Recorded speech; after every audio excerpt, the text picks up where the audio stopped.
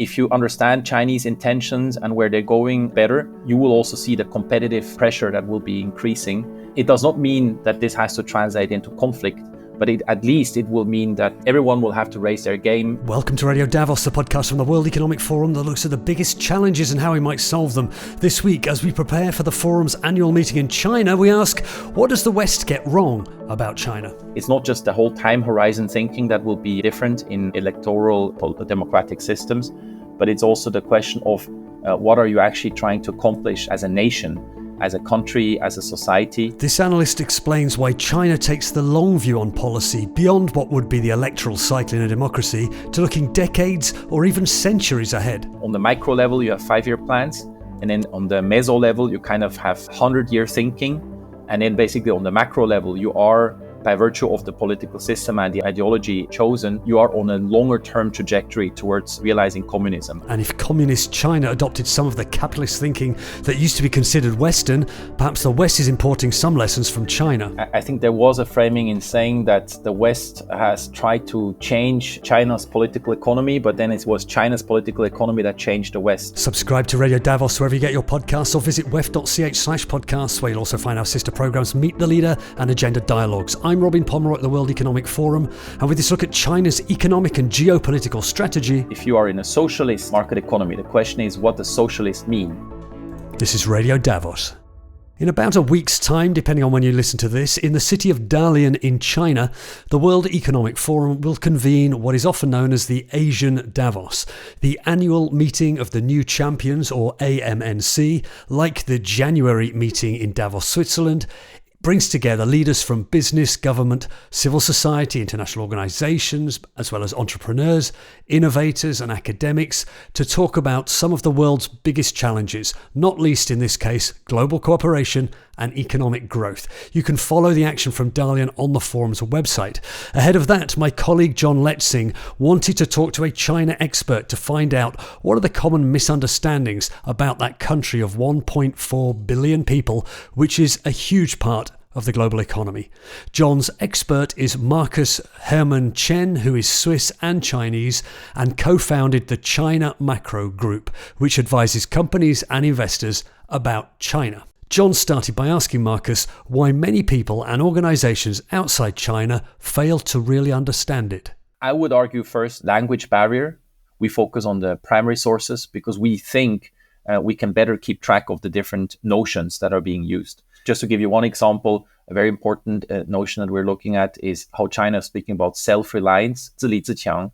But there's a lot of different similar terms like self-sufficiency, for instance, which is just an operational KPI. But if we read an English translation, we would not be sure what was actually used in the original version. So maybe it's sometimes also just a curiosity that is not strong enough because some of the official documents are being seen as propaganda, which is maybe a very general term. Even if it is propaganda, it should not be discredited in terms of its content. So you just need to take sufficient phenomenological interest, as I would call it. A third element is just to what extent are you relying on reading as in an information source, public source reading, something you can do everywhere on the planet when you want to track basically what the Chinese government and the party are thinking and basically what kind of measures they're taking, as opposed to working with quantitative data or speaking to people. I think maybe reading is also undervalued as a methodology. And then finally, what I think is really crucial, you need to have a lot of conceptual interest and conceptual skills maybe also, because Chinese policy documents are highly conceptual. If you think about the size of the political entity that is being governed in a centralistic way, so the concepts that you put out at the beginning of basically entering into a policy field or shaping a policy field, it has to be by nature almost philosophical, very, very abstract, that the policymaker can then fill it up and make it more concrete. So you need to be open in terms of wanting to absorb abstract concepts. I think these may all be barriers to actually using publicly accessible written sources. That's really interesting. And it almost sounds like you're describing an art critic in a sense, somebody who needs to become so familiar with the nuances of a particular style of art that they can understand it and interpret it for others. Last year, the Pew Research Center in the US published a study on global perception of China and the US. And it showed relatively negative views of China on things such as, do these countries take the interests of other countries into account, and do they contribute to global peace and stability? But in your view, how much of this negative perception reflected in this study and maybe otherwise, maybe just boiled down to misunderstanding and misinterpretation?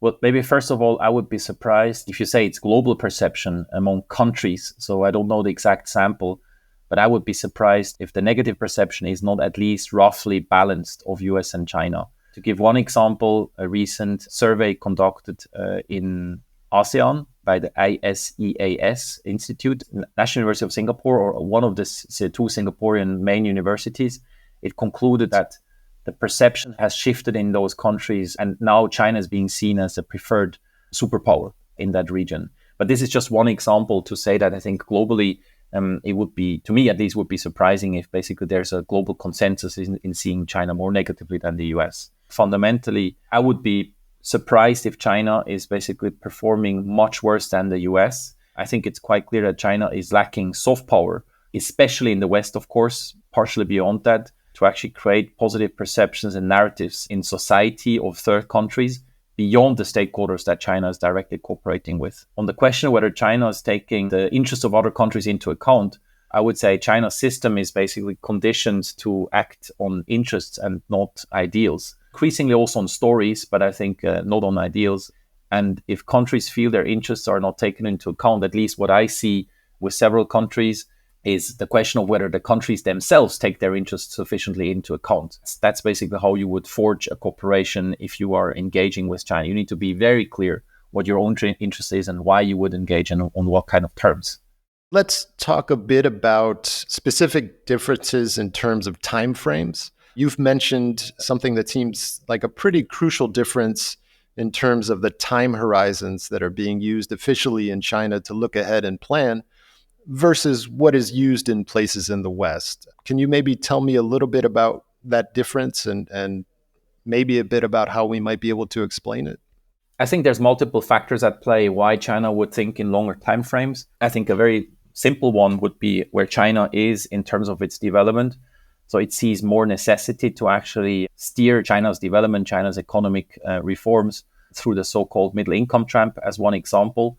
And by virtue of being less developed than OECD economies and being a latecomer in that sense, it can also learn from other success stories. So that taken together, it's very appealing if you want to think ahead in larger timeframes.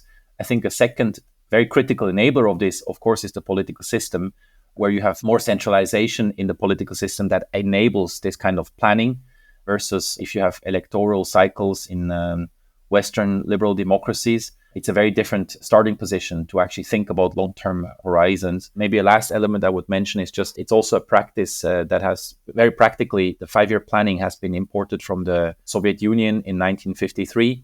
And China has been now using that and has enacted 14 5-year plans in the meantime, which is basically is creating the major rhythm of planning. But there are also some elements of planning that basically span beyond a 5-year horizon. There are 15 years horizons, and there's also centennial goals, which basically have a much longer time horizon. So if we could maybe quantify it a little bit in terms of what the differences are we saying that for planning purposes in China, it's potentially looking out hundreds of years? I think there are two examples I can give. First and foremost, in the party preamble, it talks about the 2 centenary goals. So it immediately legitimizes these 100-year planning horizons in wanting to achieve certain milestones in China's development. The first one was to basically become a moderately prosperous society, 小康社会. And then the second one is to basically realize the basic socialist modernization by 2049. At the same time, a bit more vague, it is still defined in the party preamble that the long-term ideal is to realize communism in China. The leadership has been asked about the timeline of this specific vague but still goal of realizing communism. And then the answer was evasively saying that it took 2,500 years from Confucius to today, and it will take roughly that same amount of time. So you could argue that on the micro level, you have 5-year plans. And then on the meso level, you kind of have 100-year thinking. And then basically on the macro level, you are, by virtue of the political system and the ideology chosen, you are on a longer term trajectory towards realizing communism. And I suppose if you're sitting in a Western country that revolves around a major election every 4 years, or even potentially less, that's probably a bit hard to grasp. I think it's fundamentally different. I think the differences are the time frame, but I think it's also the purpose. Because from a Chinese perspective, and there are statements that go actually very far in saying that the mission statement of basically of all actors, societal actors, economic actors, should all be aligned with the overarching goal of national rejuvenation, where basically China wants to go back to the position that it used to have in history. So I would say it's not just the whole time horizon thinking that will be different in electoral democratic systems, but it's also the question of what are you actually trying to accomplish as a nation, as a country, as a society? Do you think it's possible that for somebody sitting in the West and watching the growth of these really massive, powerful global corporations coming from China now and the increases in wealth that have happened in the country, do you think there's a tendency to sort of forget about the political element? It's not easy to generally answer that, but if I base myself on my interactions with European businesses, I would say ironically, there is both an insufficient awareness of how much politics were important and how much it was a planned economy in China into the 70s, and in how little time basically China has transformed or has been evolving. And at the same time, I think there is insufficient awareness in how much politics is still there. And I think in China specifically, conceptually, you are in a socialist market economy.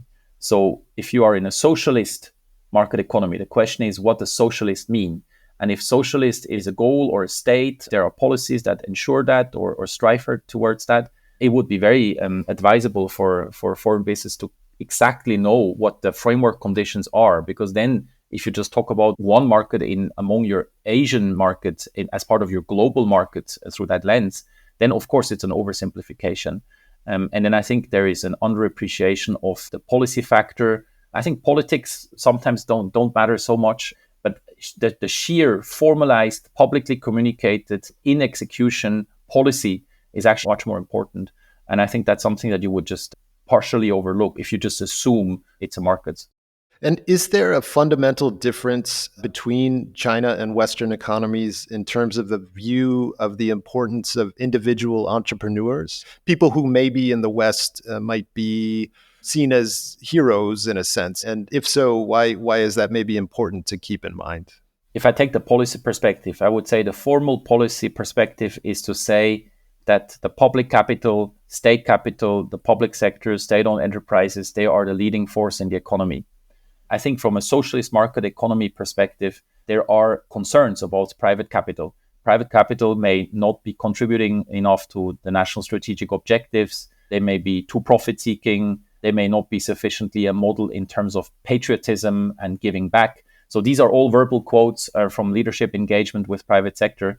But at the same time, so this is the formal policy layer. I would say this is the policy and normative framework under which entrepreneurs and private capital are operating. The reality is very different. The reality is that private capital is extremely important for job creation, for value creation, for innovation.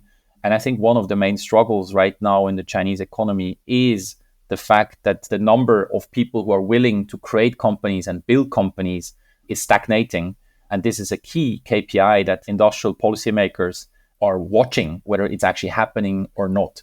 These people who would create companies now in 2024, they would be basically the next generation after those who basically started to create companies as entrepreneurs after the opening up. But the question is, after when you have moved from opening up 40 years, you go into high quality development as the Chinese leadership is framing the current stage of China's economic development. The question is, are entrepreneurs still there, and are they willing to create these companies, take the risk, and build large global corporations, as you were mentioning?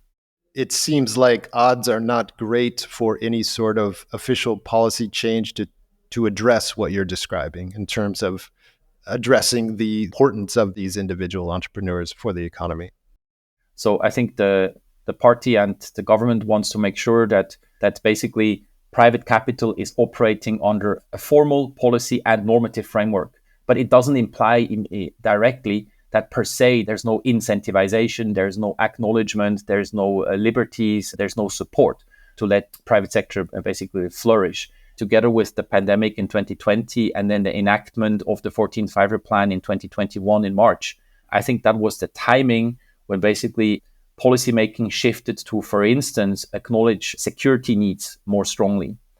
And security needs, they translate into, in China's specific case, into some risk management measures that can be actually beneficial for entrepreneurs, but they can also constrain entrepreneurs. The security component is just one of the components that can be perceived by private sector players as a more hostile environment. China is per se no longer officially, formally after any type of growth, but it has to be high quality growth. And it basically, that led, together with the very normal process of professionalizing your supervision capabilities and your regulations, it led to more market intervention that has basically hit some entrepreneurs very strongly. That also led to a change in perception of the business environment. And maybe a third factor that I would also mention is the question of China reaching officially the first centennial goal. I mean, this is a massive milestone from a formal ideological and policymaking perspective. The question is no longer just about lifting the poorest, but is actually to address inequality. And China is very unequal if you look at it through the lens of the Gini coefficient. So there has been the concept of common prosperity, where basically the idea is to have more redistribution of resources. And I think all these factors taken together has shaped a perception among possible entrepreneurs and existing entrepreneurs that the environment has become more hostile. But I think the space between the normative framework set by the party and the government and the perception is actually very large, because there is incentivization and encouragement from Chinese government. Chinese government, in the end, of course, needs the private sector. Let's talk a bit about what seems like a pretty fundamental difference between China and places in the West in terms of viewing the role and importance of markets. I guess in the West, we seem to tend to believe markets have almost magical powers to create prosperity, but that doesn't seem to be quite the case in China. Tell me a bit about the difference in terms of viewing the role and importance of markets. Markets, from a Chinese perspective, it just doesn't have any idealistic texture. It is a tool, and it is a tool that is deployed, it is governed. There is a lot of thinking going into it when to use market. The logic is actually that market is a mechanism to allocate factors of production.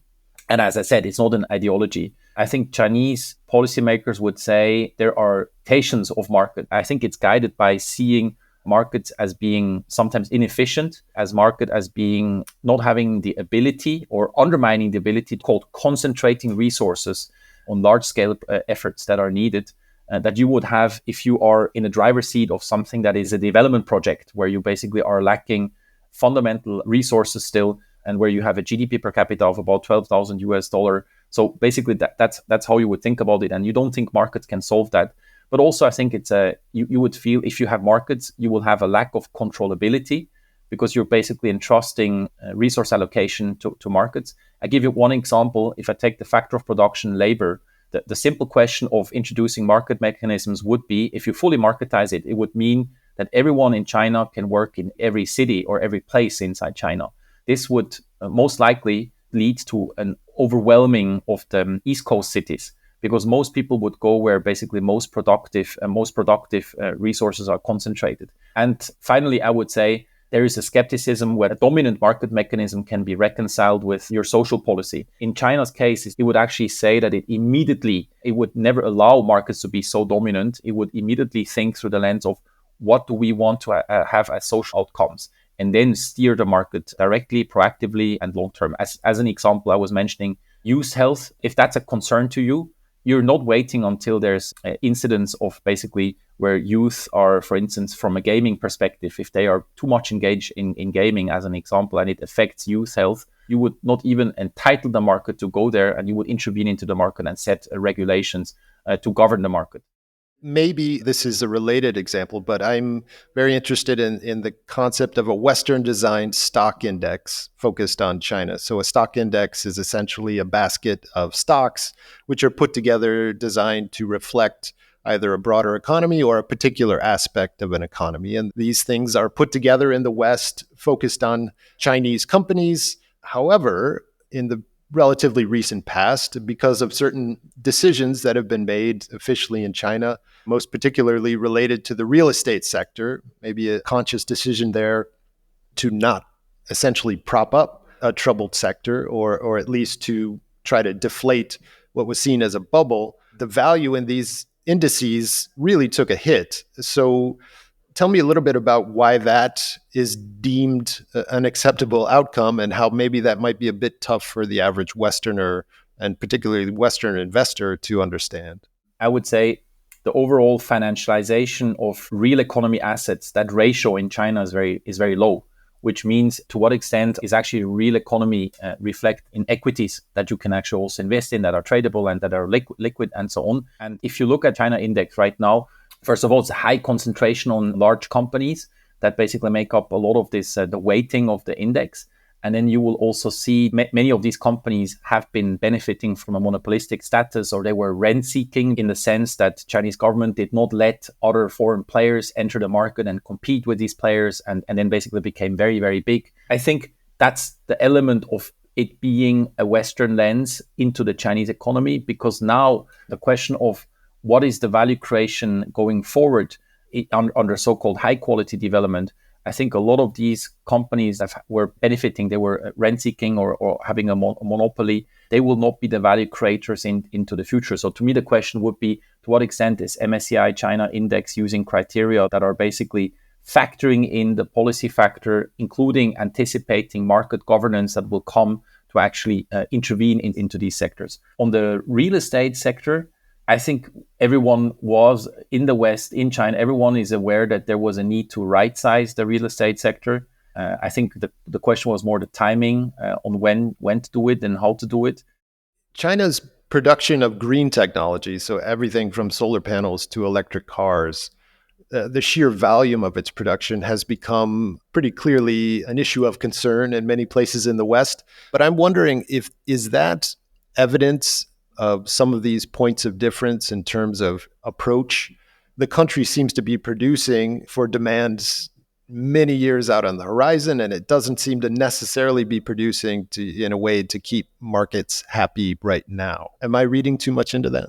No, I think it's a right interpretation. I think the green tech successes of China are the result of industrial policy making. If you take Made in China 2025, so it was enacted in 2015, it had a 10 years horizon. It is also by Chinese KOLs, academics, it's being seen as largely achieved, Made in China. So I think that's the fruits that we now see from that. I think one specific element that is also part of the industrial policy making process here is that China always thought about where could it directly leapfrog. Where does it not need to basically compete on existing technologies, but actually directly go to the next technology level?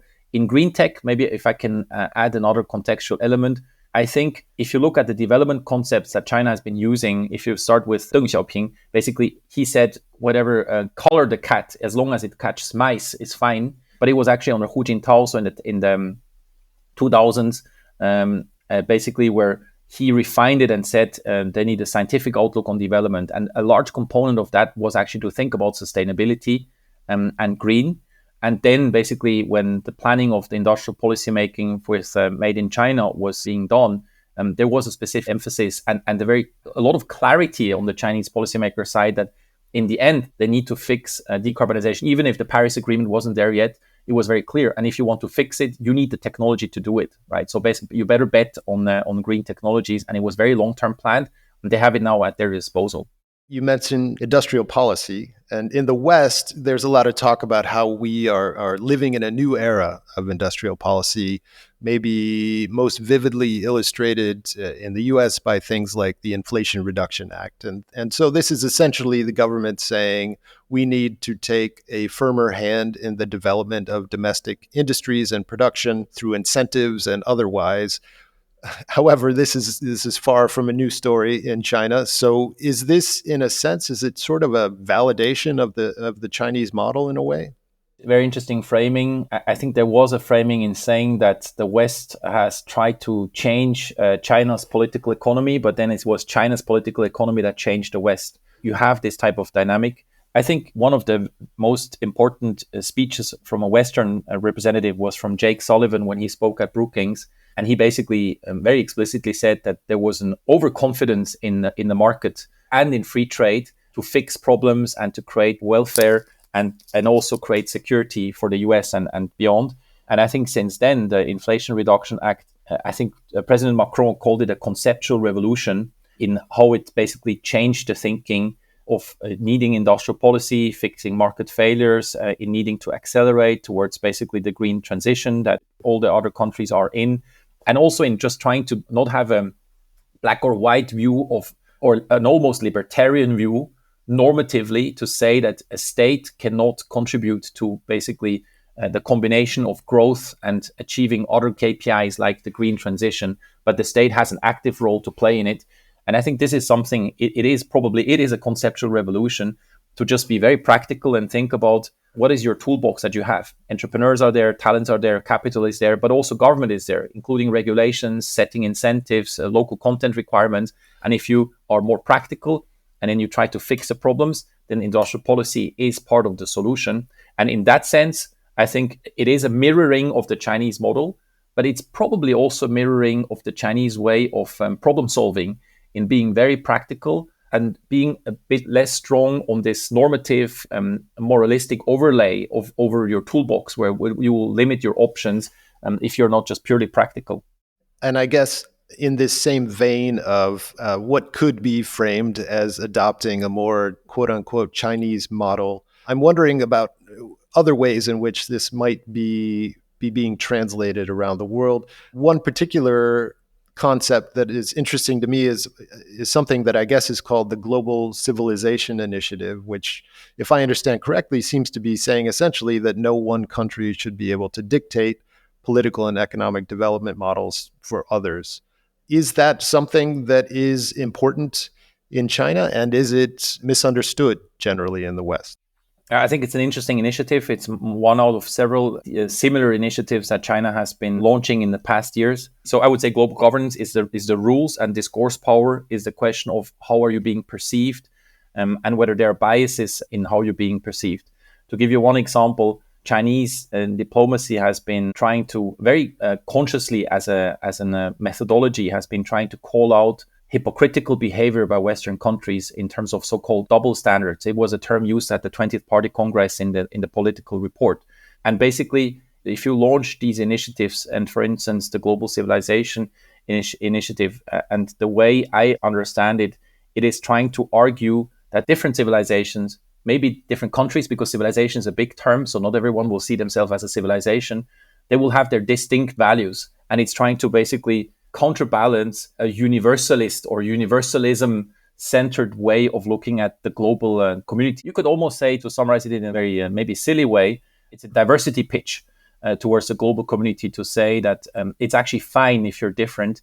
I think the specific context under which China is using this, it is also to argue its political system, that basically you have a party state, you have a specific way of looking at the world as Marxist ideology, you have your long-term planning, you have your national rejuvenation objective.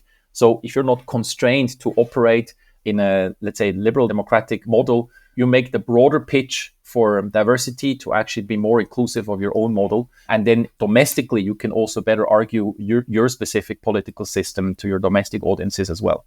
Is this related in any way to what I guess has been termed wolf warrior diplomacy, messaging that has been received in the West sometimes as overtly hostile? I mean, is that something also that can be better understood if you take maybe a closer reading of Chinese policy? I would say it's highly related. I will say that these different initiatives, like the Global Development Initiative or the Global Civilization Initiative, that these different initiatives are basically on the macro level. They are the, if you want, the wolf warrior diplomacy.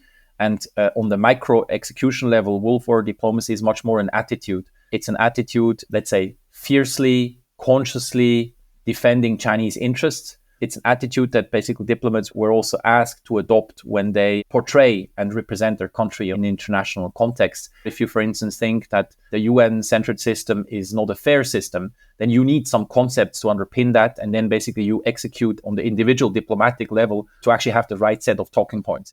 In a very general sense, in your view, what is to be gained through a clearer understanding of where China is really coming from what is to be gained in terms of general prosperity and global stability at this point? It's a big question. I think the clearer you are about China's interests and the drivers and the different actors involved and why, I think it's an opportunity to also frame your own interest and clarify your own interest, that you cooperate in the breadth or in the selective aspect where you think there is a real interest. Because inevitably China's continued rise, peaceful rise, hopefully, basically will lead to more competition. And basically it will challenge Western or European societies in some of what they would in the year 2024 and some years beyond this year, they would assume as just given. Things like conceptual influence, soft power conceptual influence, a welfare status, an industrial technological edge and innovation. I think if you understand Chinese intentions and where they're going better, you will also see the competitive pressure that will be increasing. It does not mean that this has to translate into conflict, but at least it will mean that everyone will have to raise their game if they want to continue enjoying what some of the West has been enjoying in terms of its privileged status, which there needed to be a lot of work to achieve that. But basically now there's an actor that has very high ambitions as well. Marcus Herman Chen, Managing Director of the China Macro Group. You can follow the action from the annual meeting of the new champions in China at wef.ch/AMNC24 and across social media using the hashtag AMNC24. Please subscribe to Radio Davos wherever you get your podcasts, and please, if you like what you've heard, leave us a rating or a review and join the conversation on the World Economic Forum Podcast Club on Facebook. This episode of Radio Davos was presented by me, Robin Pomeroy, with reporting by John Letzing, editing by Jerry Johansson, studio production by Taz Kelleher. We'll be back next week, but for now, thanks to you for listening and goodbye.